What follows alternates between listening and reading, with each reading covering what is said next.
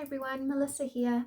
I wanted to talk today about flare planning because I realized I haven't talked about it in quite a while.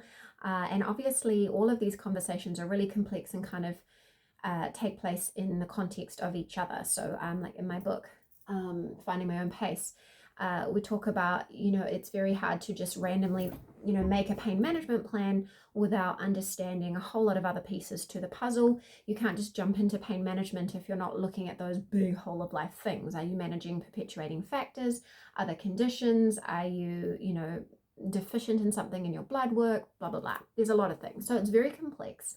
But I think it's very important to have a flare plan. And my initial conversations around flare plans started because when I was more sick, I realized that I would just kind of sink into a flare.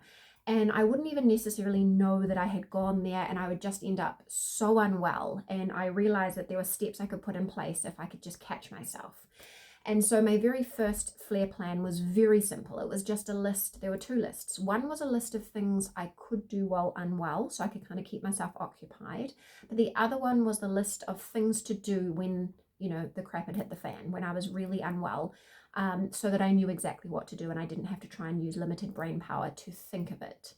I have an unfortunate video here on YouTube that was about surviving a flare med-free. And I'm not proud of it. I don't think there's any pride in surviving med-free because a lot of my flares and a lot of my issues could have been headed off if only I had learned how to use the medications wisely. Because a lot of medications for chronic pain patients are given to us over the years, but we're never told how to take them efficiently and effectively. And I think that that is one important piece of the puzzle. I don't think we can just take a pain pill and expect it to be okay, and all of us with pain know that, right? There is no such thing as just taking a pill and that's it. That just doesn't work like that. But anyway, today I wanted to talk a little bit about the flare plan. Now, it is very hard to talk out of context, and so if you want to go through the whole thing, so together I have a symptom management micro course, and that's where we start talking about, okay, what are those big holistic things that we're doing to manage as well as possible? What are those pain management ideas? What are those fatigue management ideas? And then making, there's a whole list of steps that I take you through in the micro course. And so it's like creating a list of things that help, because if we don't know what helps, how can we put it on our flare plan? Making a daily symptom management worksheet so that we're working each day to try and kind of head off these flares. Creating an if this then that plan. That has been my best pain management plan ever, and for me it worked really well, so I have a video on that, so I'll link it below because I don't want to take this off into another track. But having these plans then makes it kind of much easier to make a flare plan. But let's stick to flare plans today. So a flare is a temporary exacerbation of symptoms. So it is a period of time where one or more symptoms are worse. And it can be really tricky to tell when you're in a flare because sometimes it can be a progressive worsening. And sometimes you just wake up feeling like you're hit by a bus. And it is really tricky because it's quite complex when we're living with different conditions, right? And when we have pain and fatigue and different symptoms. So our flare plan is going to depend on what flared us up. But at the end of the day, whatever we have going on, there's going to be some kind of basic things. Like, if we're having a flare up of IBS, or if we're having a flare up of widespread pain, other things are going to happen as well, right? We're going to have more pain, we're going to have more fatigue. It's going to be harder to rest. So there are some basics, but there are also some differences. So it's going to depend entirely on that. And I think that is something I didn't realize before or even knew before. So 10 years ago when I was really unwell, everything was just a giant ball of mess, right? I had pain, I had fatigue, I had symptoms all the time. Now I really know what's happening. So I can distinguish if it's a injury because of the hypermobility spectrum disorder. So have I pulled a muscle? Have I rolled my ankle? Have I irritated my SI joints? And that helps because you know what is going on and you can treat that thing. So you can treat that, but at the same time, of course, all your other symptoms are going to flare up in relation to it. So you can see how it gets a little bit tricky, but let's keep talking because it will work its way out. So the flare plan is for when those symptoms are ramping up and we need to just know what we can do to get back into control. So I have a set of worksheets, but you can write this down in your own notebook. So the first thing you want is a list of things that help you. So what supports your symptoms? What do you do that makes a difference? Things like this for me are the slow release Panadol, muscle relaxants, heat pack, gentle stretching, hot bath, the deep heat rubs, all of those things. So you want to write them down on a list and just say, boom, this is what helps me.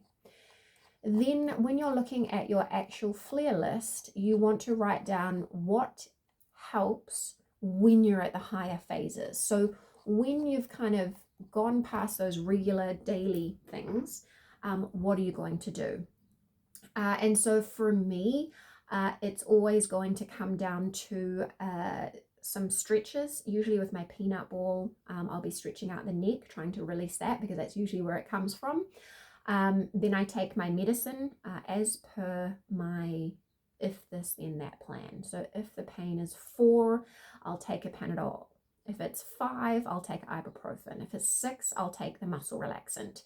So I take it as per the if this then that plan. For you, it might be, for example, if you experience migraine, then you'll have a plan of when you take certain medicines for that. So that's, you take your medication as per your plan. Then for me, the thing that I will do is I will do yoga nidra in bed with my heating pad. So I will do as long as possible.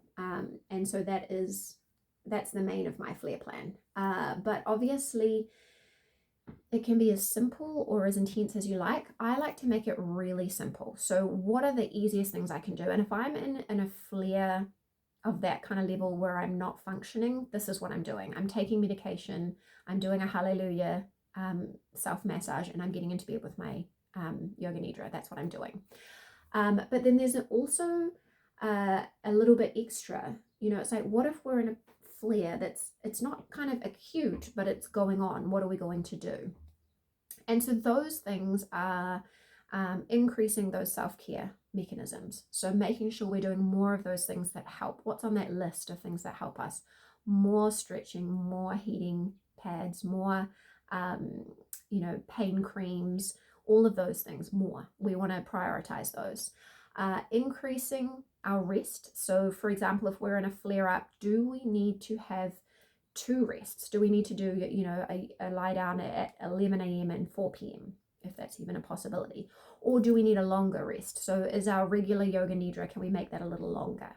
And then the other thing is also looking at our rest to activity ratio. So whatever our pacing plans are or how we're getting through the day, really looking at increasing the rest part of that ratio. So if we're used to doing, say, 30 minutes of activity and then 15 minutes of a rest, sitting down with our feet up with a heating pad, whatever it is we're doing, maybe thinking, okay, can we just slightly increase the rest and decrease the work until we're starting to get better? And this all depends, right? Like, I know I've got 4 small children, so it's not easy to do these things. And to be really honest, I don't really follow a written list anymore because I just know automatically what to do. So this was more for when I was more sick and I just knew that I needed to build the habit of what to do to look after myself. So now I'm natural about it. I know, okay, I'm not feeling well.